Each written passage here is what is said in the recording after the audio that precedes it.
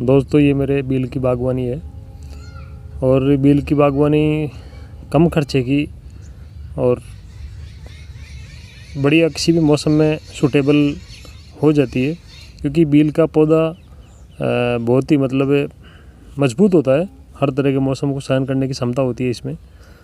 और दूसरा ये अपना घर में भी लगा सकते हैं, घर के आंगन में भी 1 पेड़ 2 पेड़ जो भी है अपनी ज़रूरत के हिसाब से लगा सकते हैं, क्योंकि इसका जूस बनाया जाता है और बेल का जूस बहुत ही फ़ायदेमंद है। गर्मियों में तो इसका चलन बहुत ही ज़्यादा रहता है, क्योंकि बेल बहुत ही ठंडी तासीर का फल होता है। ये गर्मियों में लू से बचने के लिए या गर्मी से बचने के लिए इसको जूस के रूप में काम में लिया जाता है और इसीलिए इसकी गर्मी में डिमांड बढ़ जाती है। तो दूसरी अगर अपन इसको घर में ऐसे भी लगाएं तो वैसे भी बहुत ही सुंदर लगता है इसका बेल का पौधा, क्योंकि इसमें बेल लगे हुए हैं तो बहुत ही अच्छे लगते हैं। और वास्तु के अनुसार भी बेल का पौधा अपन घर में लगा सकते हैं, क्योंकि बेल को एक बहुत ही शुभ पेड़ माना गया है। इससे सारे वास्तु दोष दूर होते हैं। तो वैसे ही अपन कहीं भी इसको लगा सकते हैं। तो ये मेरे अभी जो पतझड़ हो चुकी है बेल में, सारे पत्ते झड़ चुके, केवल आपको बेल ही नज़र आएंगे, क्योंकि इनमें अभी तुड़ाई भी चालू है। तो जो बेल बचे हुए हैं पेड़ पर वो आपको दिख रहे हैं। तो बेल में जो एक तो होता है जो बीजू पौधा होता है, देसी पौधा, उसकी साइज़ छोटी होती है। और ये एक जो आप देख रहे हो ये ग्राफ्टेड है, जिसकी वैरायटी नरेंद्र सेवन के नाम से है।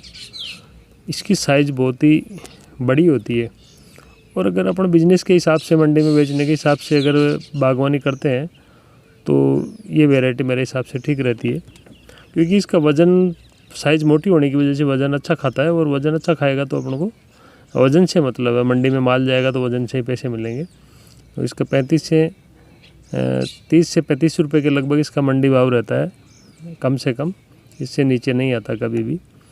और जो बीजू पौधा है वो लगभग 300 से 400, 450 ग्राम तक वज़न होता है उसका। तो उसकी साइज़ छोटी होती है और इसका वज़न लगभग 1.5 से 2 किलो तक बैठ जाता है। तो इसलिए ये ठीक रहता है। दूसरा मैं एक चीज़ ये बता रहा हूँ कि जैसे मैंने एक पेड़ लगाया था जो नीचे से बीजू पौधा था, उसमें ग्राफ्टेड कर दिया था। 1-2 टहनी फूटी हुई थी नीचे से, उसकी एक टहनी को मैंने ग्राफ्टेड कर दिया और दूसरी वैसे ही रख दी थी, इसका रिज़ल्ट देखने के लिए कि इसमें बीजू में और इसमें कितना अंतर आता है। तो वो चीज़ भी मैं आपके सामने अभी उस पेड़ को दिखा देता हूँ कि अपन ग्राफ्टेड में और बीजू पौधे में कैसा क्या अंतर है। तो अपन अब अगर गर्मी में गड्ढे खोद के और पूरी इनकी तैयारी करके और रखें तो बरसात होती है, बरसात के मौसम में पौधरोपण कर सकते हैं। क्योंकि 2x2 के साइज़ के अभी गड्ढे खुदवा के छोड़ दें तो वो गर्मी में तपेंगे और तपने की वजह से उनमें जो भी कीट वगैरह होते हैं वो सारे नष्ट हो जाते हैं, जिनमें पौधे में वो जड़ों में फफूंद ना सके या जो भी वायरस वगैरह आते हैं वो नहीं आएंगे।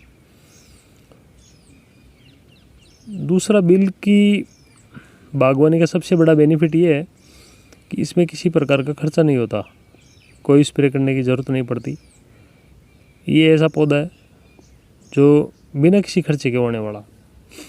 और ये जो मैं 2 तने बता रहा हूँ आपको, एक बीजू और एक जो ग्राफ्टेड किया हुआ, ये है आपके सामने।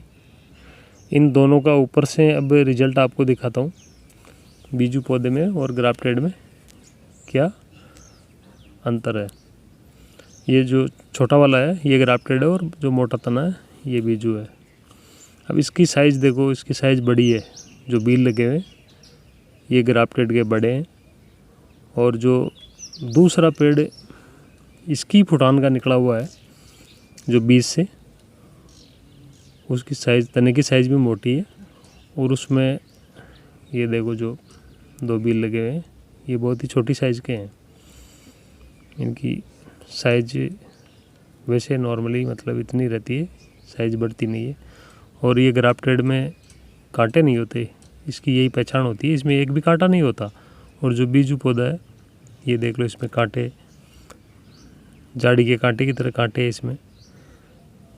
ये है बीजू पौधा, एक ही पौधा है, एक में से ये अलग अलग तने फूटने की वजह से ये इसका रिजल्ट है जो मैं आपको दिखा रहा हूँ। तो गर्मियों में अपन या तो इसका फरवरी या मार्च में, अप्रैल में भी पौधरोपण कर सकते हैं। जो बील के पौधे हैं वो लगा सकते हैं, और फिर उसके बाद में गर्मी में लगेंगे नहीं, क्योंकि गर्मी की वजह से नष्ट हो जाएंगे। फिर दोबारा इनको बरसात के मौसम में वापस लगा सकते हैं। तो इसकी बागवानी बहुत ही मतलब इजी बागवानी है, जिसमें कोई ज़्यादा खर्चा नहीं होता किसी प्रकार के। इनमें कोई पक्षियों का डर नहीं है, किसी भी प्रकार के जानवर का डर नहीं है। इसका फल बहुत ही सख्त होता है।